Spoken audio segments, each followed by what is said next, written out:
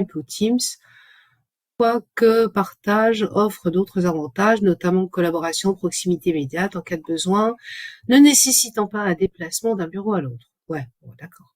C'est pas très bon pour la santé, ça. Se déplacer d'un bureau à l'autre, c'est plutôt, ça fait faire de l'exercice. Il y a un concept qui a fait surface dans le monde des entreprises, le tiers-lieu. Quelle est la différence entre ce concept et un open space? Je te Bon. propose déjà peut-être qu'on se présente. Je vois qu'il y a 3 personnes connectées du coup. Ah oui. Ah oui, c'est vrai qu'on les voit pas. D'accord. Bah, Je te laisse te tu sais, présenter peut-être. il est 58. On va attendre peut-être qu'il y ait un petit peu 17 plus heures. de monde. Attendre quelques minutes. Et alors moi, je suis en live avec Hélène également, qui est dans le train. Alors,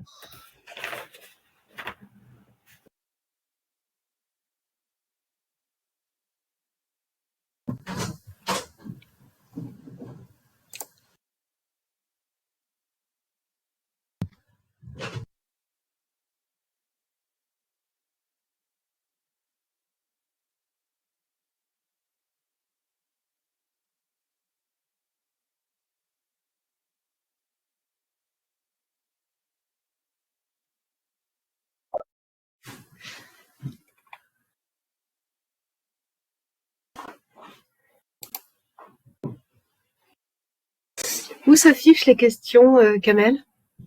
Elles s'affichent pas en fait. Elles sont sur le forum. Du coup, il faut aller sur France Université Numérique, semaine 2, et c'est sur le forum en fait.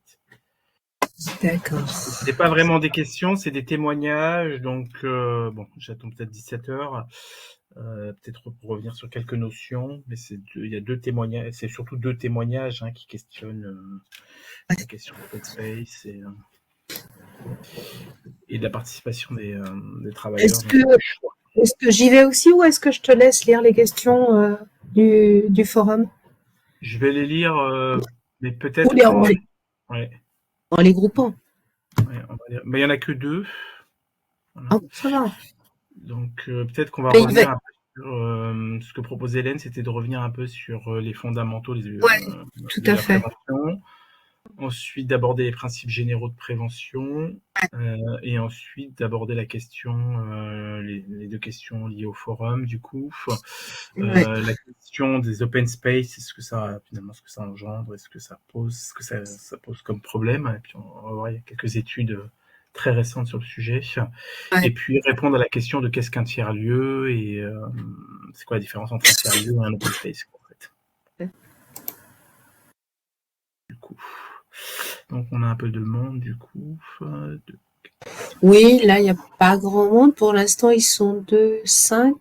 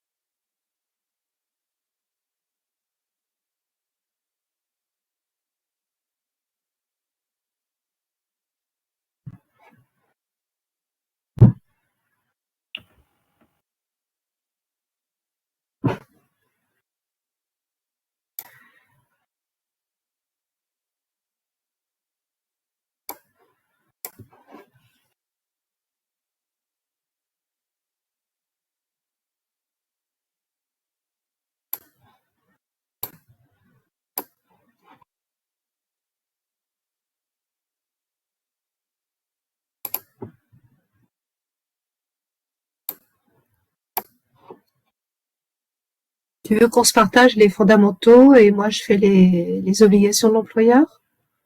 Je te Ou laisse les commencer PGP? par alors peut-être que je te laisse commencer par les obligations de l'employeur et ensuite j'enchaîne avec les PGP. D'accord, parfait. D'accord, les principales obligations de l'employeur. Peut-être qu'on se présente et puis je propose qu'on démarre parce que moi j'ai un cours à 18h15 du coup. Tout à fait. Eh bien, tant pis pour ceux qui seront en retard. Bah, J'ai Hélène lancé est connectée. l'enregistrement.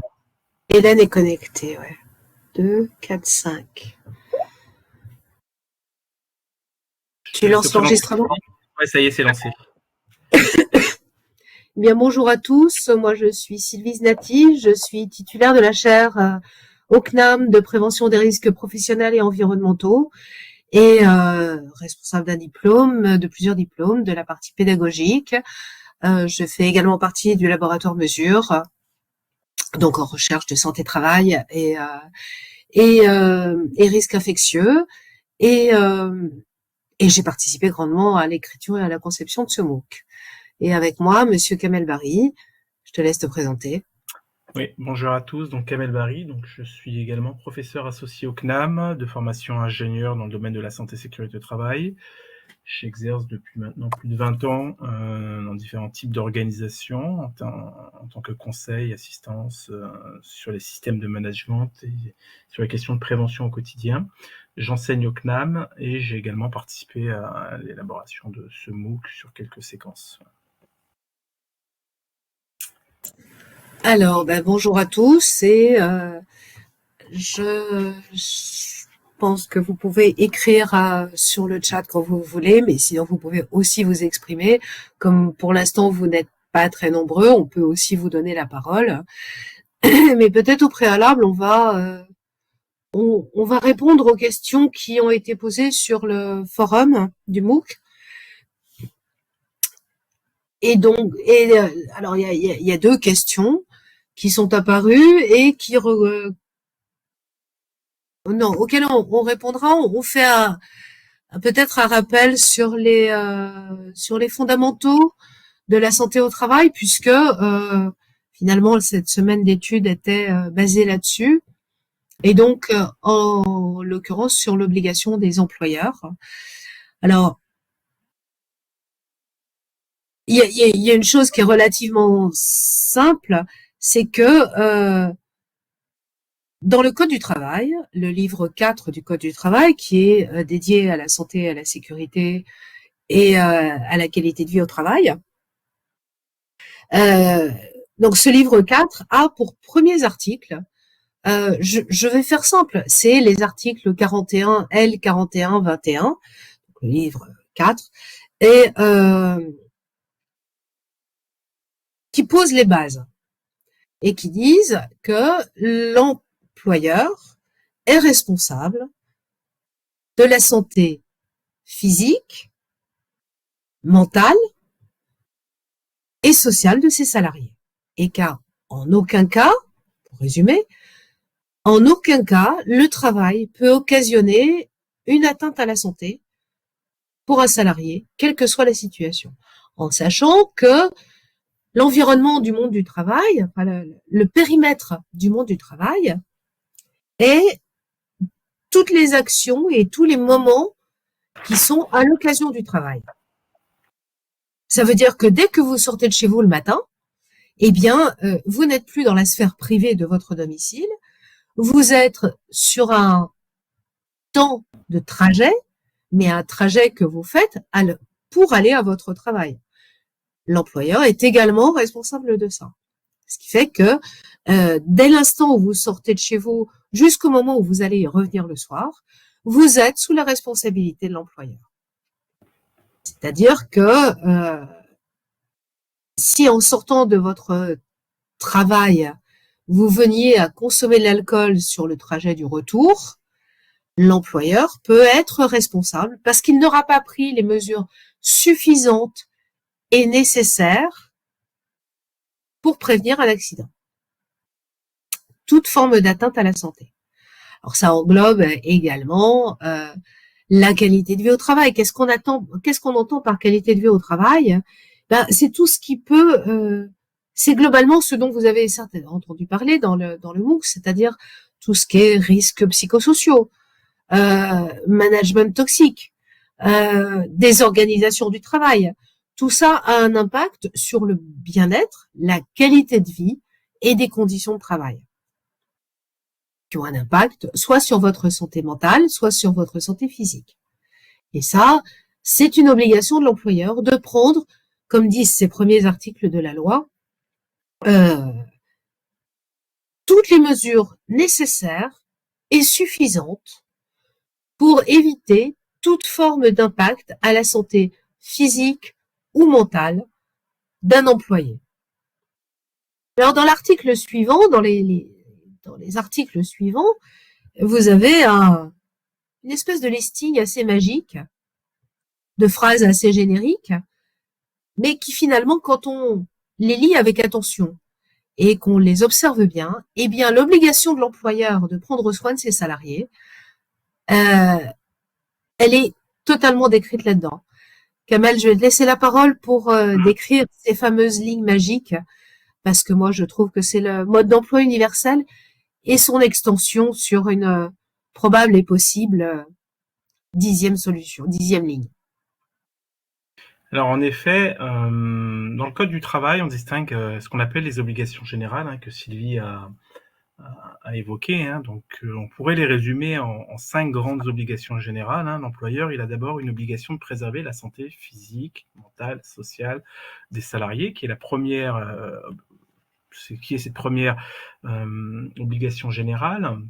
Et pour ça, pour pouvoir aboutir finalement à cette finalité, c'est plus une finalité qu'une obligation.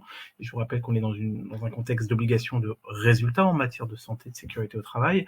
L'employeur, il doit organiser la prévention, c'est-à-dire qu'il doit mettre en place des acteurs, il doit mettre en place des actions, des moyens, des procédures, des process, etc. Pour pouvoir définir les actions qu'il doit mettre en place, il doit évaluer les risques, et la formalisation de cette obligation générale qu'on appelle l'évaluation des risques, c'est le document unique d'évaluation des risques. C'est la 3e obligation générale. La 4e obligation générale, c'est la nécessité de former les salariés. La formation est une obligation générale de l'employeur, et ça doit se traduire finalement par un plan de formation annuel avec des formations génériques, des formations spécifiques. Donc, et chacune de ces obligations générales finalement va se traduire par un élément matériel finalement d'un point de vue juridique.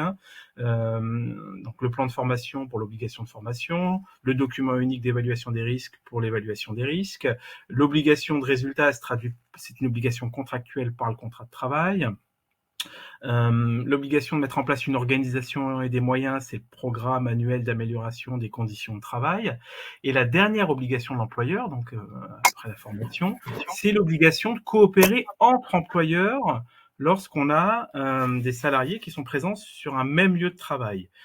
Toutes les entreprises font appel à des prestataires de nettoyage, de gardiennage, d'espaces verts, ou certaines entreprises prennent la casquette de donneur d'ordre et entament des travaux de rénovation, etc.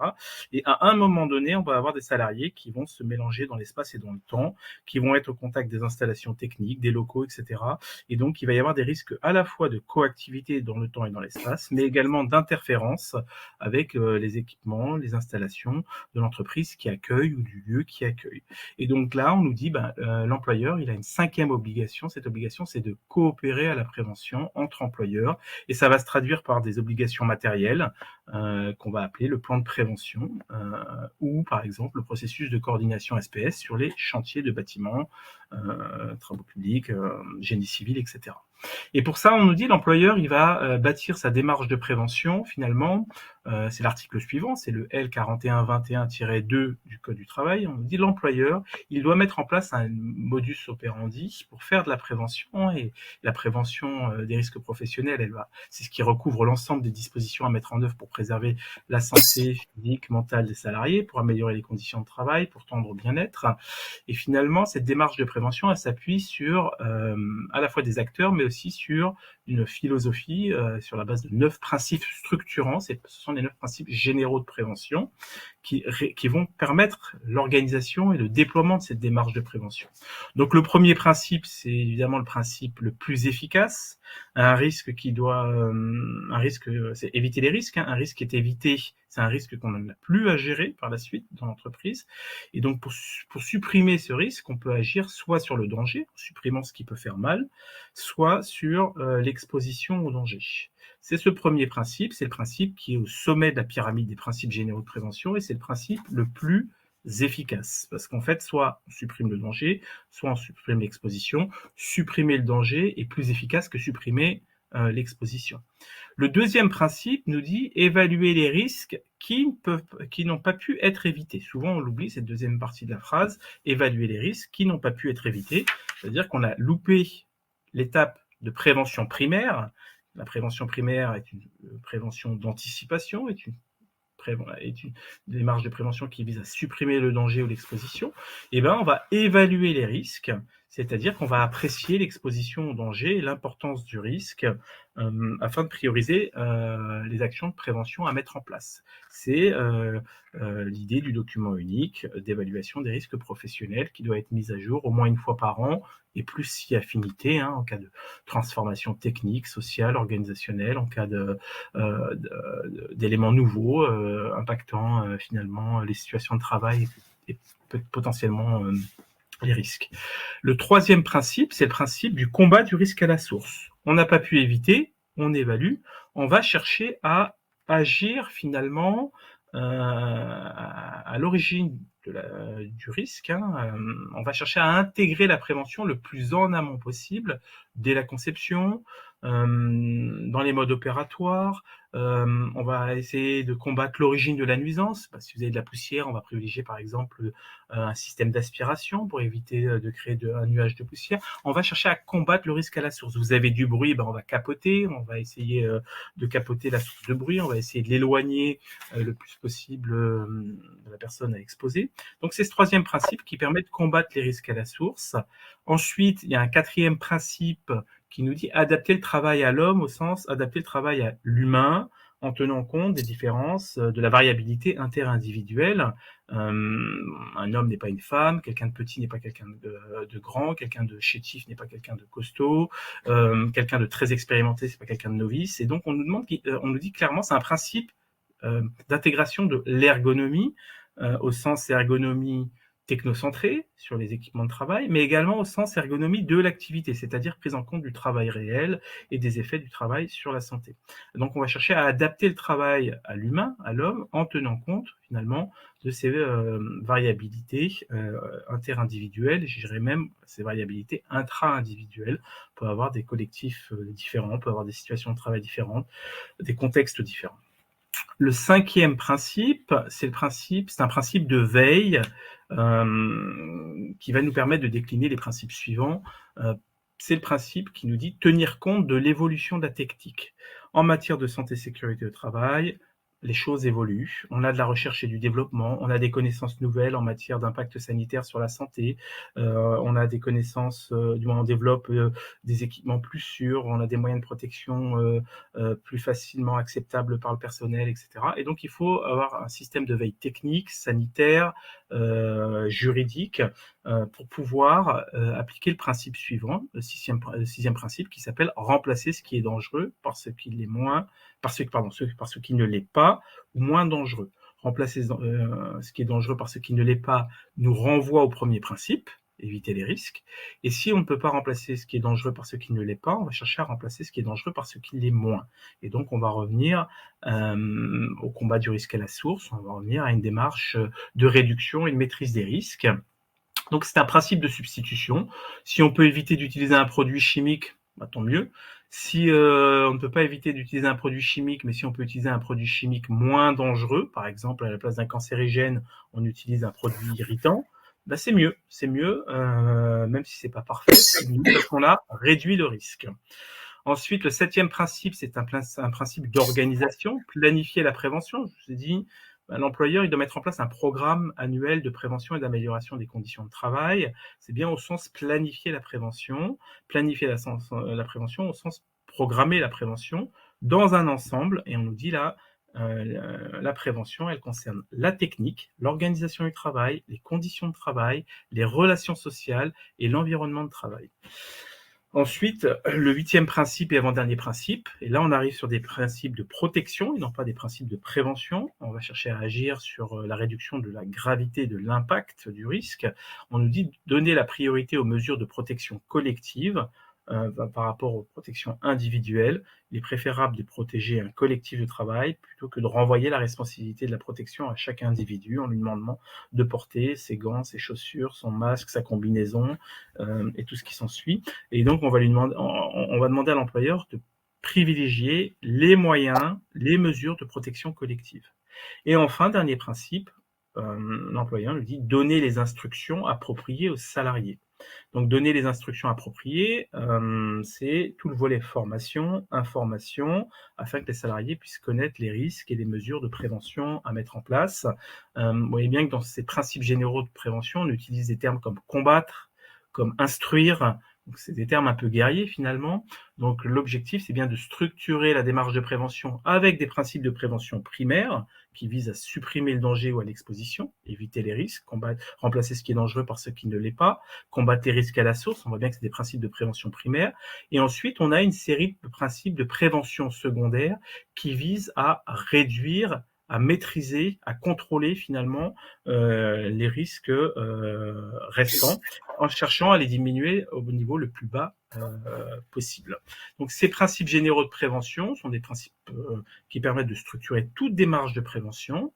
Le Code du travail ensuite dans ses livres 2, 3, 4 et 5 va décliner des obligations particulières. Le livre 2, c'est des obligations sur les lieux de travail. Le livre 3, sur les équipements de travail et les moyens de protection. Le livre 4, c'est sur les familles de risques biologiques, chimiques, bruit, etc. Le livre 5, c'est les risques liés aux opérations, les manutentions manuelles de charge, l'intervention des entreprises extérieures, les chantiers. Et donc, à partir du livre 2, on est sur des obligations générales et on a aussi d'autres obligations, à partir du livre 2, on est sur des obligations particulières et on a un certain nombre d'obligations particulières à tenir. Mais par exemple, vous ne trouverez pas dans le Code du travail un chapitre qui traite des TMS.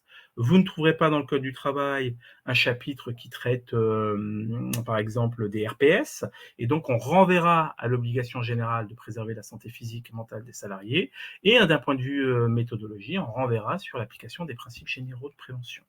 Donc du coup, ces principes sont vraiment des principes structurants. On peut les appliquer à toute famille de risques, que ce soit des accidents, que ce soit des maladies. On peut l'appliquer à tout type de facteurs de risque dans le temps. Et on voit bien que la démarche de prévention ne s'arrête pas à l'EPI et à la consigne. D'accord ? Parce qu'en fait, ces principes, on peut les décliner sur du court terme, du moyen terme ou du long terme, et on peut les décliner sur des dimensions techniques, humaines et organisationnelles, ce qui vous permet d'avoir différentes possibilités d'action. Voilà, Sylvie, pour le rappel un peu sur la démarche de prévention. Tout à fait. Alors, je vous ai mis, si vous cliquez sur le petit onglet Notes partagées, je vous ai mis les articles correspondants et ainsi que ces 9 principes généraux de prévention tels que Kamel vient de nous les décrire. En sachant que Kamel, il y a quand même une orientation. Pardon ? Il y a un 10e principe qui commence C'est ça. C'est ça. On peut tendre une perche quand même parce que il y a quand même une orientation ou des éléments qui peuvent nous faire penser que un 10e principe de précaution, général de précaution, pourrait arriver. Et ce principe serait l'écoute. Alors l'écoute, c'est large, c'est vague. L'écoute, ça peut être des salariés qui se sentent mal, ça peut être des remontées d'informations de situations indésirables, hein, avec quelque part obligation pour les employeurs de les écouter et donc de les traiter. Et dans les fondamentaux de santé au travail et de responsabilité de l'employeur, il y a aussi un aspect qui est ce qu'on appelle la faute inexcusable. Alors, je vais essayer d'être très concise et très courte. Imaginez, allez, on va prendre un exemple. Imaginez un plancher, plancher d'un bureau, un plancher en bois ou un plancher sur un chantier ou autre. Voilà. Bon, on n'est pas à l'abri d'une défaillance matérielle. Même si on essaye de faire le plus attention possible, faire attention à la qualité des matériaux, de la construction, etc. On n'est jamais à l'abri on peut pas absolument tout prévoir. Bon. Alors imaginez ce plancher, un plancher en bois par exemple. Quelqu'un marche dessus, le plancher cède, il tombe, il y a un accident, il se casse une jambe. Bon, qui est responsable? Vous allez me dire, c'est l'employeur, forcément, puisque la personne, elle venait pour travailler là et qu'à l'occasion de son travail. Alors oui, bien sûr. Cependant, l'employeur, normalement, il l'a pas fait exprès. Il a pas scié le plancher avant que l'assistant passe par là et se casse une jambe. Non, parce que là, c'est la cour d'assises, c'est du pénal. En tous les cas, c'est pas du pénal, mais c'est la cour d'assises, c'est la volonté de nuire ou de tuer quelqu'un. On n'est plus dans les mêmes catégories. Et là, il y a deux cas de figure. Soit personne n'était au courant que ce plancher avait une défaillance. Et bien sûr, l'employeur va avoir les frais médicaux à payer parce que c'est à l'occasion du travail, parce que c'est dans le cadre du travail, mais on pourra difficilement le tenir pour responsable s'il ne le savait pas. Et si personne savait que un jour le plancher a une défaillance et que quelqu'un va passer au travers. Le deuxième cas de figure, c'est l'employeur aura été informé, avisé par une ou plusieurs personnes qui lui ont dit monsieur ou madame, peu importe, attention, là le plancher il grince sérieusement, on sent que quand on passe dessus, il faiblit un peu, voilà, il faudrait faire quelque chose. Il peut y avoir un accident. C'est ce qu'on va appeler une situation potentiellement indésirable et qui nécessite une vérification technique. Là, l'employeur, soit il fait le nécessaire, c'est-à-dire que clairement, il va baliser la zone le temps qu'un menuisier ou un charpentier vienne pour vérifier la solidité du plancher. Très bien, le danger étant écarté, il n'y aura plus jamais d'accident. Par contre, il peut très bien, par négligence, par laisser aller, dire oui, bon, il m'embête avec le parquet qui grince, non, volontairement, je ne fais rien. Et puis un jour, le parquet cède, quelqu'un tombe. Or, l'employeur, comme vous l'avez vu sur les 9 principes précédemment, a l'obligation de mettre en œuvre, il a l'obligation d'éviter et d'évaluer les risques et de les combattre à la source. Alors, dans mon histoire de plancher, la source du danger, c'est quoi? C'est le plancher qui est faible, le bois qui lâche. Et si l'employeur le savait et qu'il n'a rien fait, quelle que soit la raison, négligence, finance, il y a toujours moyen de protéger un lieu dangereux. Eh bien, là, les juges vont considérer qu'il savait ou aurait dû savoir qu'il y avait un danger à cet endroit-là. Aurait dû savoir, si le bureau est dans un bâtiment qui a plusieurs siècles et que le parquet est d'origine, on peut imaginer qu'il peut y avoir des faiblesses.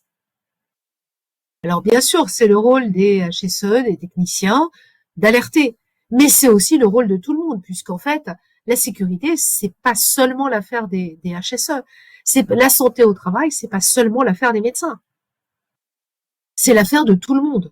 Et dans les discussions, et donc dans ce potentiel 10e principe général de prévention d'écoute, c'est l'obligation de l'employeur d'écouter, d'entendre et d'œuvrer, de mettre en place une réponse appropriée aux informations qui lui auront été apportées. Ça peut être du mal-être, ça peut être... Pardon, on est au mois de décembre, il fait frais. Ça peut être tout type d'informations.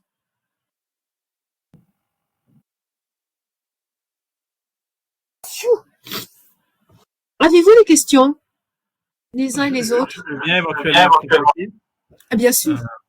Alors, ce 10e principe général de prévention, il fait son petit chemin, clairement.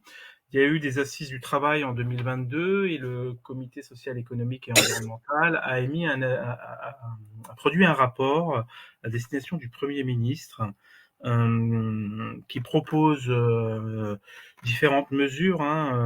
Donc le sujet, c'était plutôt le lien entre travail, santé, environnement et quels défis à relever face au dérèglement climatique. Et dans ce cadre-là, il y a eu 17 recommandations qui ont été promues en fait, proposées au ministre du Travail au travers plusieurs axes, donc notamment un premier axe qui vise à chercher à gagner la bataille de la confiance par une révolution des pratiques managériales en associant davantage les travailleurs. Il y a un deuxième axe qui vise à adapter les organisations du travail, à favoriser les équilibres de temps de vie, à accompagner les transitions pour les salariés, les travailleurs. Et il y a un troisième axe de recommandation qui vise à assurer aux salariés des droits effectifs et portables tout au long de leur parcours professionnel. Donc ce rapport est venu conclure les assises du travail de 2022. Donc il y a tout un rapport, si ça vous intéresse, vous allez sur le site du Conseil économique et social et vous téléchargez le rapport d'avril 2023 sur travail, santé, environnement, quels défis à relever par rapport au dérèglement climatique. Et une des recommandations, du coup, concerne ce fameux 10e principe de l'écoute. Et ce rapport le formule de cette façon-là. Le 10e principe, c'est écouter les travailleurs sur la technique, l'organisation du travail, les conditions de travail et les relations sociales. On a vu que finalement, ces 9 principes constituent un cadre de référence qui permet d'ordonner une certaine réflexion de l'employeur pour lui permettre de remplir son obligation de résultat que Sylvie vient de décrire. Et ce 10e principe, en fait, il vise vraiment à appréhender le travail réel et à favoriser, d'une part, l'efficacité, mais d'autre part l'effectivité de la prévention. Et derrière cette notion de faute inexcusable, c'est ce que les juges apprécient dans les décisions qu'ils rendent. Ils vont vérifier l'efficacité, l'effectivité et l'efficacité des mesures de prévention. Un employé, il ne s'agit pas uniquement de sortir une consigne, une note ou de demander à un salarié de signer un morceau de papier comme quoi il a pris connaissance d'une consigne. Ce ne sera pas suffisant en termes d'effectivité et d'efficacité en matière de prévention. Et clairement, dans ce rapport, on nous dit que l'écoute que l'employeur accorde à la façon dont ces travailleurs finalement vivent leur situation de travail, dans leur dimension organisationnelle, dans leur dimension relationnelle, mais également en lien avec le contexte évidemment général de l'entreprise, permettra de renforcer la prévention et permettra finalement de reconsidérer le travail. Donc on verra comment le législateur maintenant s'empare finalement de cette proposition de 10e principe général de prévention, ce fameux principe de l'écoute. Est-ce qu'il s'en emparera? Est-ce qu'il le déclinera? Est-ce qu'il le formulera de la même façon que ce qui est proposé par le Conseil économique, social et environnemental? On verra pour la suite, du coup. Donc, affaire à suivre sur ce sujet-là. Alors, vous le verrez dans le rapport, on ne parle pas que des principes généraux de prévention et que de la santé au travail, mais dans les 17 propositions autour de 3 ou 4 axes, il y a un des axes qui concerne la préservation de la santé et de la sécurité au travail, et à l'intérieur, il y a la question de l'écoute, du dialogue, de la reconnaissance, de l'implication des salariés dans les décisions qui sont prises et qui peuvent impacter la santé et la sécurité au travail. Et donc, on l'a vu dans la semaine 2, si je fais le lien avec les éléments que vous avez vus dans cette semaine, il y a ces fameux principes structurants pour intégrer la prévention, mais vous avez également un certain nombre de pratiques managériales, de rites managériaux qui permettent d'associer les collaborateurs dans les processus d'arbitrage et de décision, mais il y a également des exemples d'actions managériales finalement pour inciter finalement les salariés à prendre des initiatives en matière de sécurité, à faire remonter des situations de travail à risque, la pratique de l'évaluation à chaud des risques au poste de travail, la pratique de remontée et d'analyse des événements en matière de santé et sécurité au travail, l'intégration des salariés dans les processus et les choix décisionnels de projets de transformation technique organisationnelle ou humain en milieu professionnel. Les quarts d'heure de sécurité, par exemple, permettent aussi éventuellement de faire remonter et dialoguer et de développer ce principe de l'écoute. En tout cas, il y a ce principe de l'écoute devra se traduire probablement par des pratiques et des rites managériaux et donc nécessitera de travailler sur la posture managériale des managers dans l'entreprise. Merci. Voilà, Sylvie, du coup, je m'arrête là. Je vous ai mis dans les notes partagées le lien donc du site et le lien pour ceux qui veulent accéder directement au PDF. Donc, peut-être s'il y a des questions, du coup, avant de répondre après plus formellement sur la question Ouais. de l'open space et des tiers 2, du coup.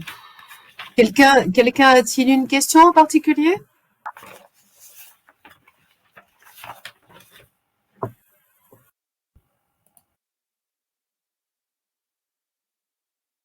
Non, pas de question. Alors, je sais pas comment ils peuvent poser les questions, du coup. Peut-être Ben, avec peut-être en mettant leur micro et en s'exprimant, j'imagine. Oui. Oui. On n'oblige pas la caméra, mais au moins le micro.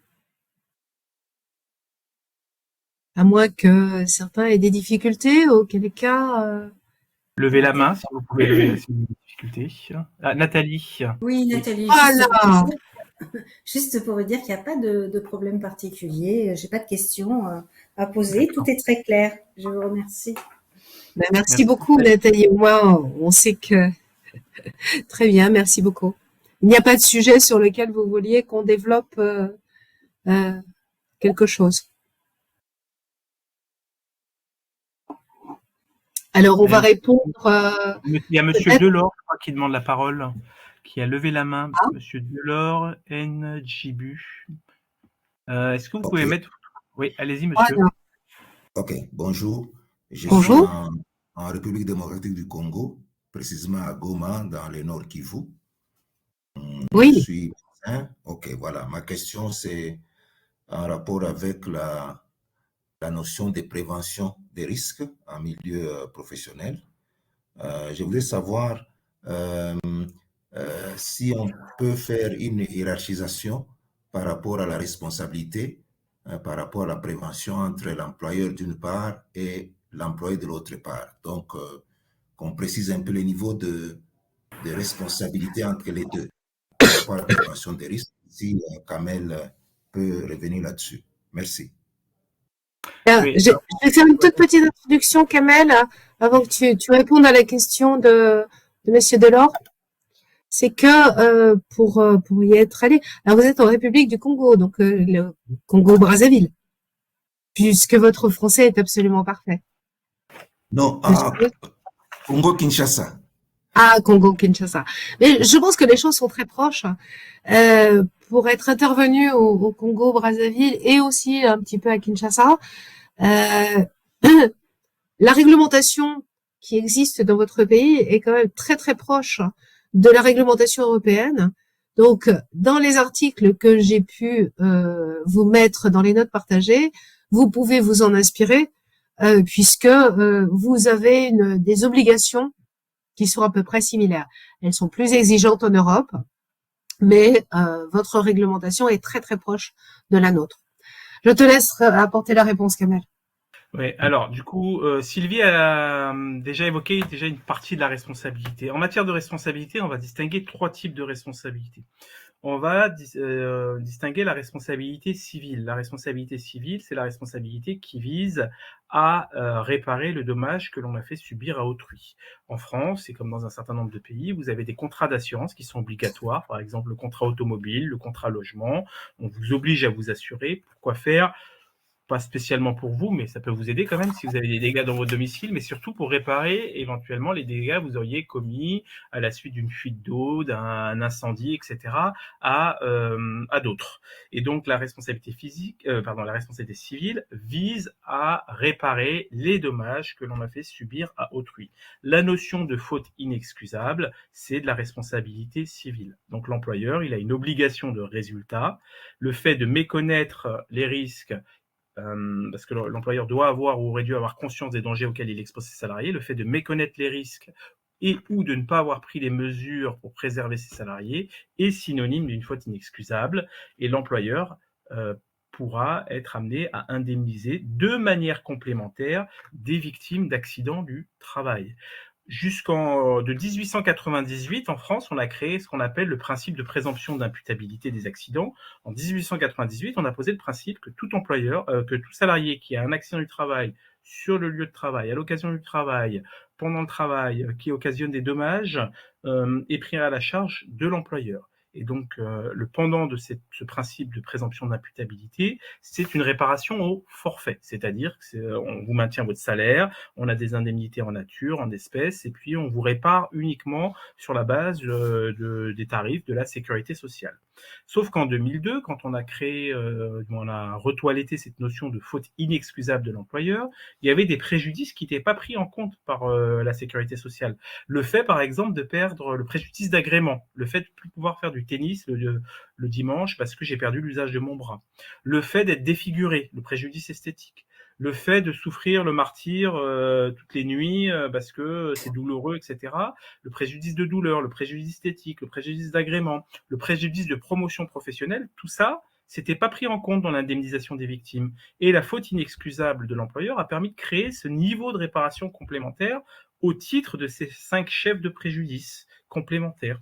Et puis en 2010, le Conseil constitutionnel, au travers d'une question préjudicielle de constitutionnalité, a apporté un troisième niveau de réparation, c'est la réparation intégrale des frais engagés à la suite d'une faute inexcusable par l'employeur.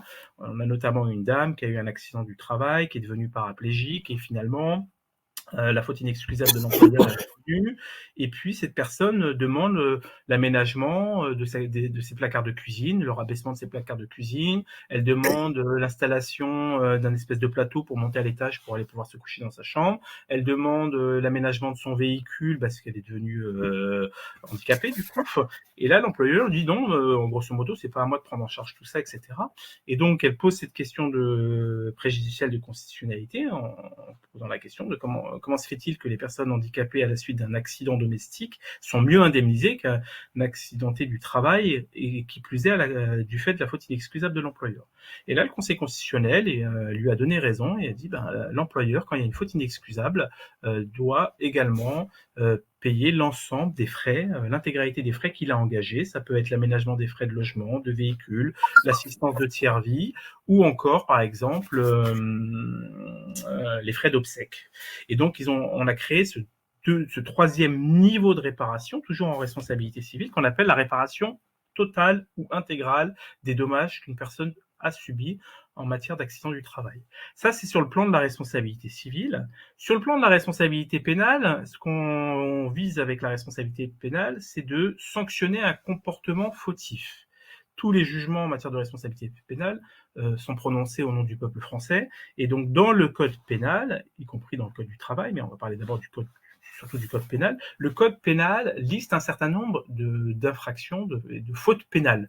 Par exemple, la maladresse, l'imprudence, le manquement délibéré à une obligation de sécurité, la négligence, tout ça sont des fautes pénales qui sont punis par le code pénal. Le code pénal donc va punir un comportement fautif. L'employeur n'a pas fait, il a omis, ou il a fait quelque chose qu'il n'aurait pas dû faire. Donc les fautes, elles sont soit par commission, soit par omission. Et derrière, on a du coup une sanction pénale qui va se traduire soit par une peine d'emprisonnement ou par une amende. Évidemment, l'amende va dans les caisses du Trésor public. Et troisième type de responsabilité, la responsabilité disciplinaire. La responsabilité disciplinaire, elle est liée au contrat de travail.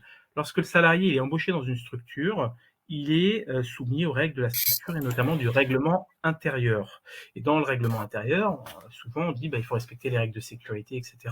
Et donc un salarié peut voir sa responsabilité engagée au titre de la responsabilité disciplinaire, au titre de son comportement finalement, le refus de se protéger par exemple alors que l'employeur lui a rappelé à plusieurs reprises qu'il lui a donné les moyens de se protéger peut être synonyme d'une faute disciplinaire et peut se traduire pour le coup par un licenciement pour faute grave. On a par exemple des arrêts assez célèbres, des arrêts qu'on appelle les arrêts casques de chantier. Ce sont des contremaîtres de chantier qui refusaient de manière délibérée et répétée de porter leur casque de chantier sous prétexte que eux ne contrôlaient que le chantier. et donc ont été finalement licenciés.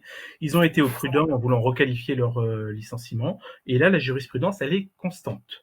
Le non-respect des règles de sécurité est synonyme d'une faute grave. Et pour le coup, les licenciements ont été confirmés.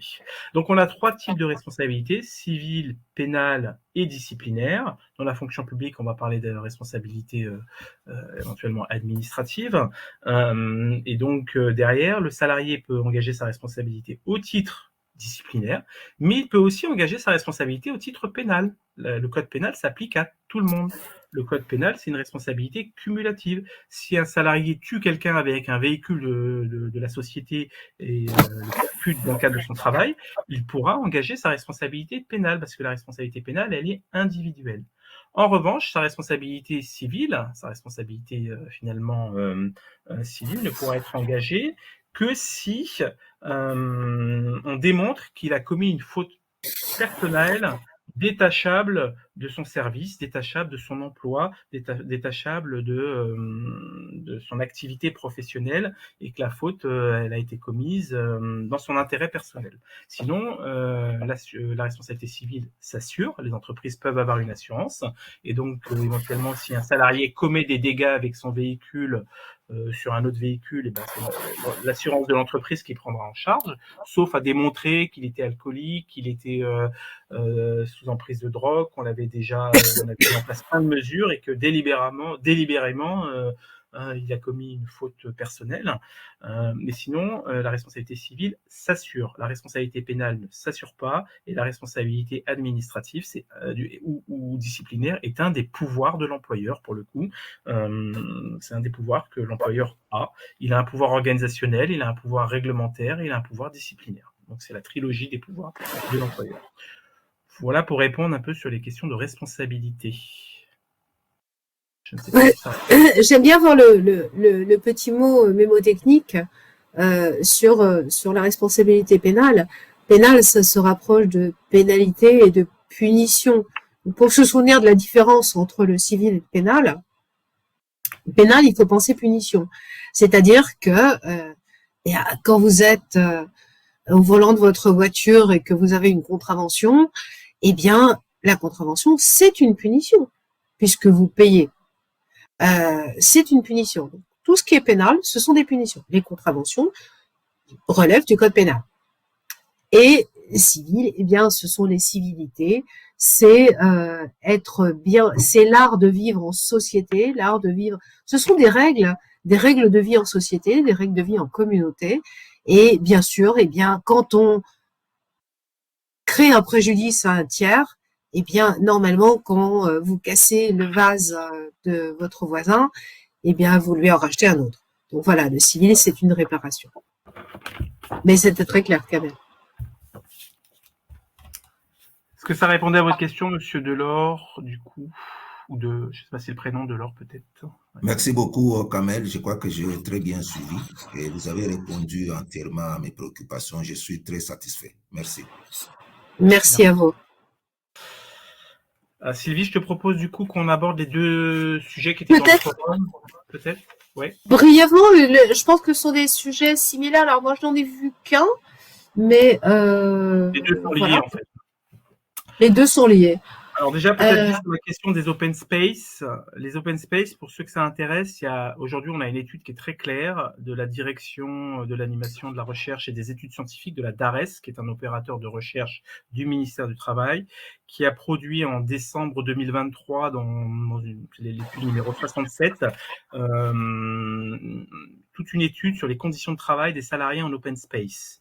Donc aujourd'hui, en France, elle est basée sur l'enquête conditions de travail, on a à peu près 8 millions de travailleurs dans les bureaux. 3 millions d'entre eux travaillent en open space.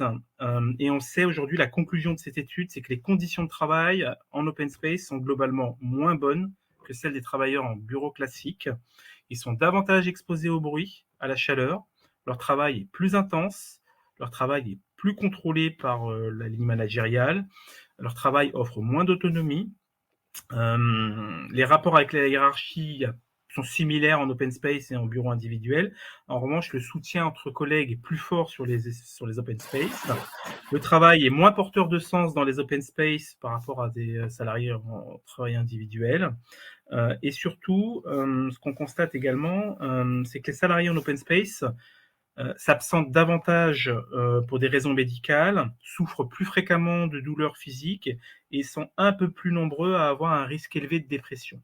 Aujourd'hui, il y a toute une étude avec 5 grands enseignements. L'environnement du travail bruyant en open space, des horaires moins extensifs, mais un travail plus intensif et plus contrôlé.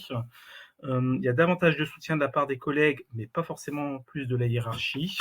Et il y a un travail moins porteur de sens et un sentiment d'insécurité de l'emploi plus fréquent dans les open space. Et puis, 5e enseignement, c'est qu'on a des arrêts de travail et des arrêts maladie plus fréquents. Donc, on sait qu'aujourd'hui, les conditions de travail en open space, on le savait déjà, mais aujourd'hui, on commence à avoir des études assez sérieuses sur le sujet, même si on avait des études étrangères sur le sujet. Aujourd'hui, on sait qu'en France, là, c'est la première étude de la DARES sur le sujet, que les conditions de travail sont moins bonnes dans un open space par rapport à celles des travailleurs dans un bureau classique. Quelques éléments pour étayer un peu cette étude. Donc, ce qu'on constate, c'est que il y a un effet plateau sur les open space. Ça perturbe. Il y a un effet conditions temporelles de travail et conditions temporelles et spatiales. Donc, souvent, on va le dire, il y a plus de lumière naturelle, c'est des mobiliers neufs, il y a plus de design, ça permet de rassembler les équipes, il y a un gain de temps pour passer les consignes, etc. Sauf qu'on constate que les conditions physiques, pour le coup, le froid, le chaud, la lumière, les bouches de ventilation au-dessus de son poste de travail, posent des questions aux occupants. Ce qu'on constate, c'est qu'on a supprimé quasiment aussi tout ce qui était archivage. Il y a très peu d'armoires dans des open space. Et finalement, il faut aller chercher, si on doit aller chercher des documents papier, même si on en a de moins en moins, il faut se déplacer, il faut aller les chercher ailleurs, etc.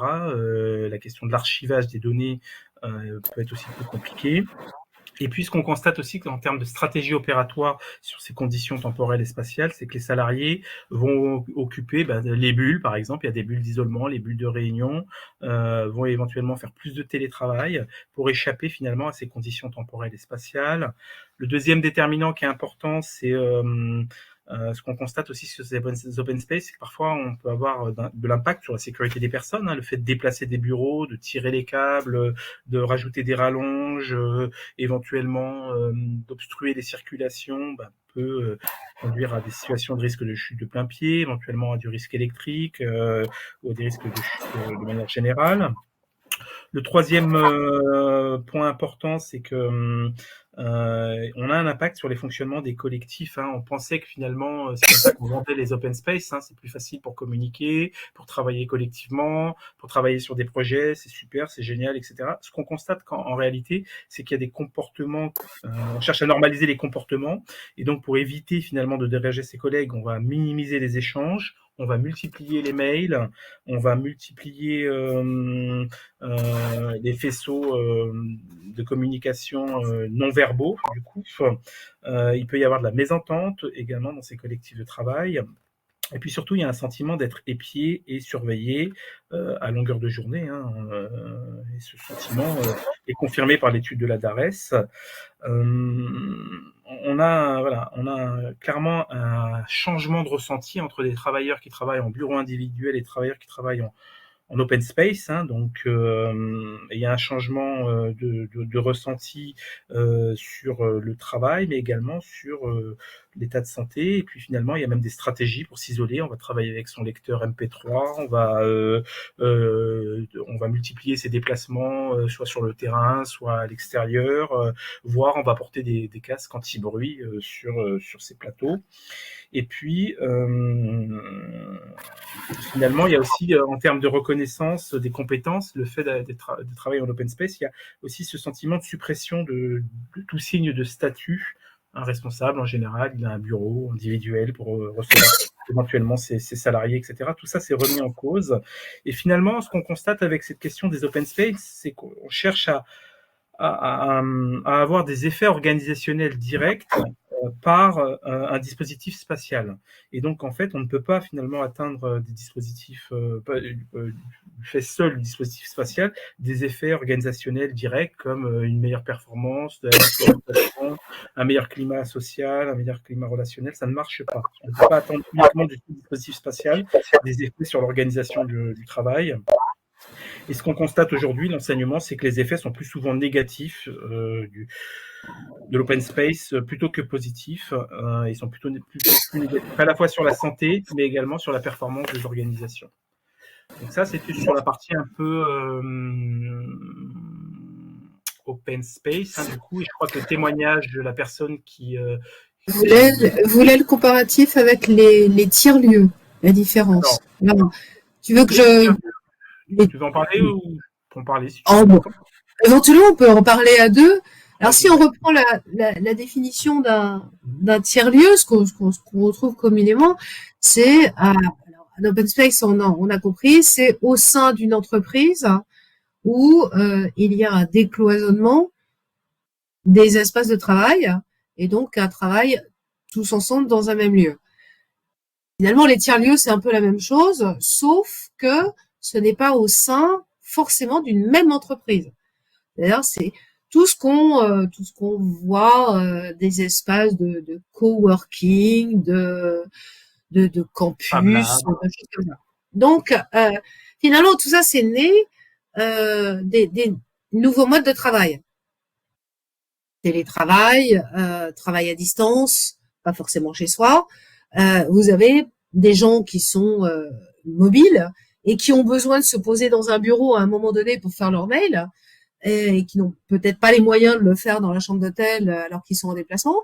Donc, ils louent un espace. Souvent, vous avez des espaces collaboratifs où n'importe qui peut aller et en fait, ils louent un temps donné, un espace équipé pour travailler.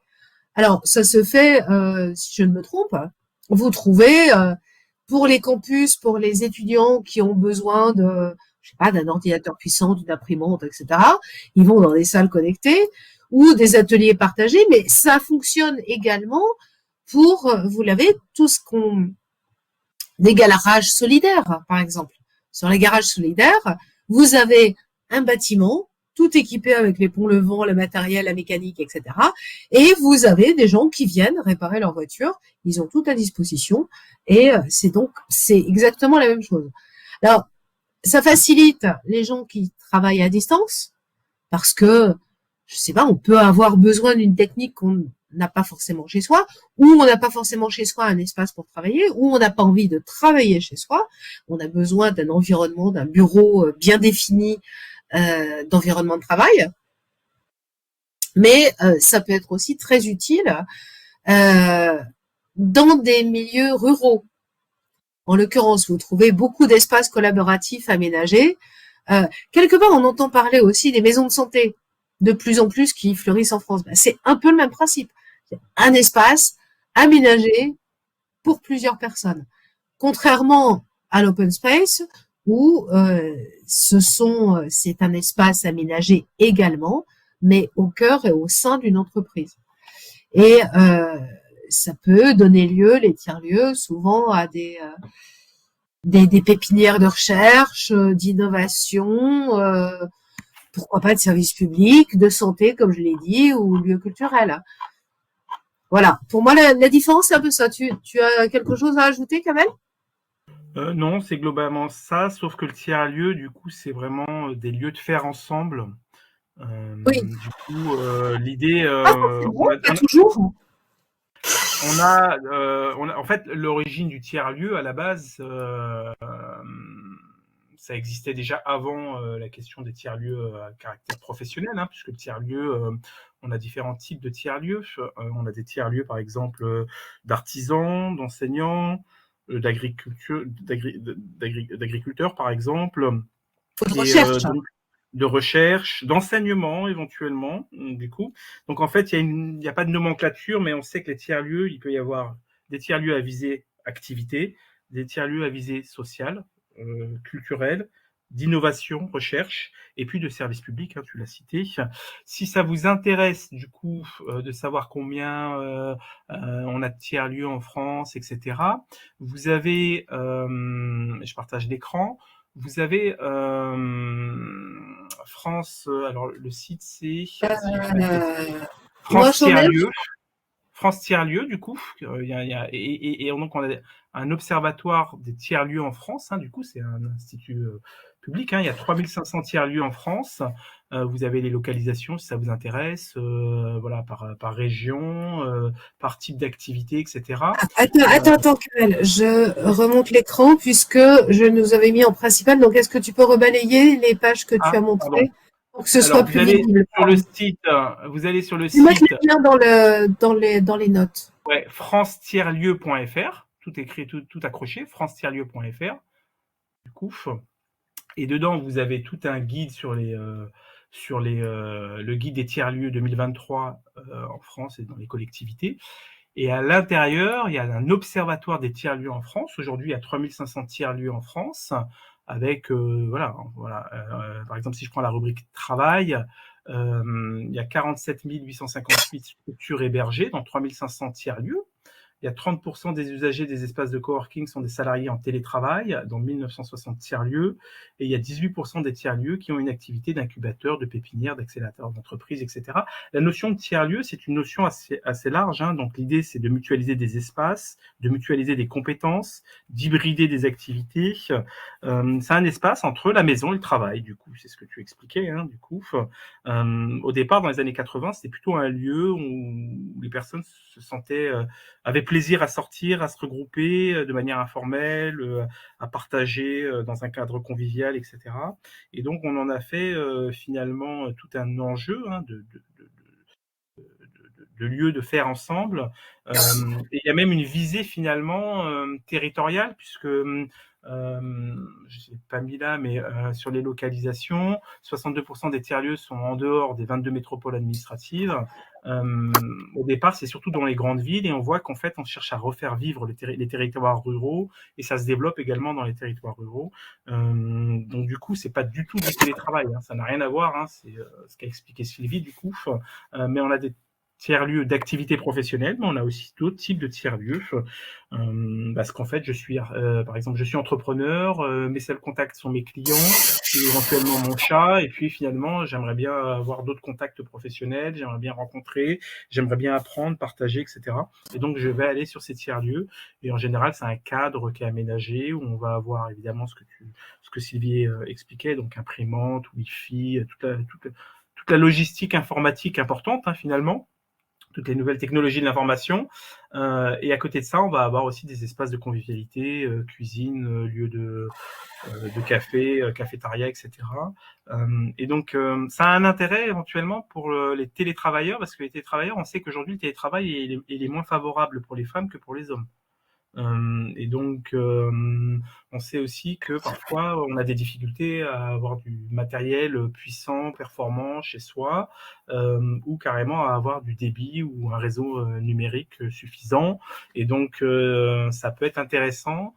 Voilà. Donc, pour ceux que ça intéresse, par exemple, dans la fonction publique territoriale, en Île-de-France, il y a un premier tiers-lieu administratif qui a été créé pour mélanger les trois fonctions publiques, qui est du côté de Saint-Lazare, du coup. Ça s'appelle ETAP, ETAP. C'est le premier tiers-lieu de fonctionnaires, finalement, dans la fonction publique, pour voir, finalement, un peu comment ça va fonctionner. Et donc, dans l'accord télétravail, par exemple, sur la fonction publique, on promeut éventuellement le développement des fonctions.